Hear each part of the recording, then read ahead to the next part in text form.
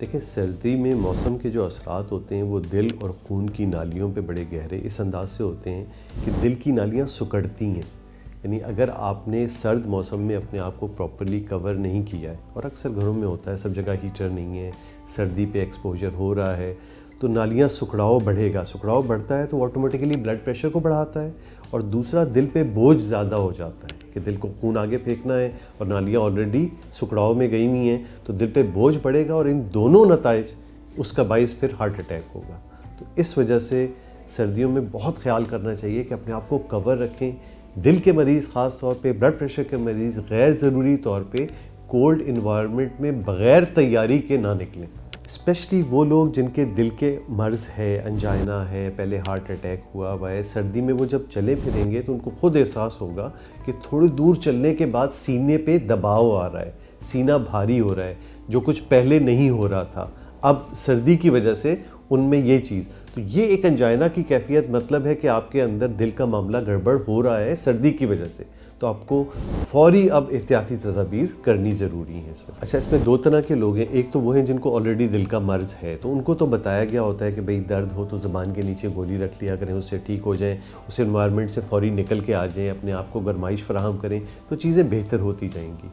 ऐसा आदमी जिसको ज़िंदगी में पहली मर्तबा इस किस्म की अलामत हो रही है, यानी चलने पे सीना भारी हो रहा है या बैठे बैठे सीने पे शदीद दबाव और जो बढ़ता जा रहा है, तो उसको तो फ़ौरी हस्पताल जाना है, क्योंकि उसको तो अपना कुछ एग्जैक्ट पता नहीं है, नई चीज़ आ रही है जो प्रॉब्ली अटैक की सूरत होती है, तो उस सूरत में फ़ौरी हस्पताल जाके ECG करानी ज़रूरी है। आम हालात में औरतों को अल्लाह ने एक समझ लें हिफाजत दी हुई होती है चाइल्ड बेयरिंग एज में, लेकिन अब अनफॉर्चुनेटली पाकिस्तान में ख़ास तौर पे और दुनिया में उमूमी तौर पे कि मिडिल एज और इवन यंग ख़वातीन में भी, और उसकी बुनियादी वजह यही है कि आपका लाइफस्टाइल बहुत ज़्यादा चेंज होता जा रहा है।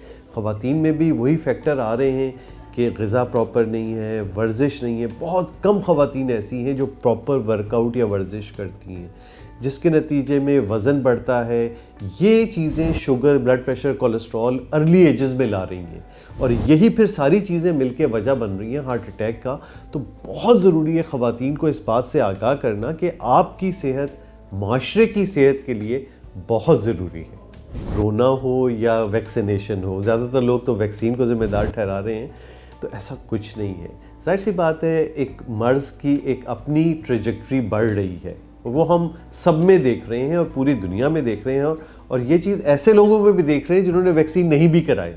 तो ये जो मिथ है ना, ये सिर्फ एक क्रिएट की जाती हैं, एक थ्योरीज़ जो बिकती हैं इस हवाले से कि इंसान सोचता है ये वजह है। भाई वो नहीं भी है तब भी अब तो उसके असरात 2 साल 3 साल गुजर गए, अब तो उसके असरात भी ख़त्म हो चुके होंगे। हम कौन सा ऐसा इन्फेक्शन होता है जिसके असरात सारी ज़िंदगी चलते हैं? इन्फेक्शन के तो असरात हफ्ते 2 हफ्ते, बहुत हुआ महीने, उसके बाद इन्फेक्शन के असरात ख़त्म हो जाते हैं। तर्ज़ ज़िंदगी और ग़िज़ा, ये दोनों चीज़ें बहुत इंपॉर्टेंट फैक्टर हैं, और ये फैक्टर तो मर्द, औरत, बच्चा, बड़ा सबके लिए हैं कि शुरू से एक आदत ऐसी हो कि आप हेल्दी डाइट की तरफ ट्रांसफॉर्म हो, अपनी ज़बान के मज़े को या टेस्ट बड्स को उसका आदी बनाएं। हमारे यहाँ अनफॉर्चुनेटली हर उल्टी चीज़ हम खा रहे हैं, और हमारा तर्ज़ ज़िंदगी, सोने का कोई टाइम नहीं है, पूरी रात जाग के गुजारते हैं, वर्जिश हम नहीं करते, तंबाकू नोशी हम कर रहे हैं। तो वो तमाम फैक्टर हमने जमा कर लिए हैं जो अर्ली एजेस में हार्ट अटैक का बाइस बन रहे हैं।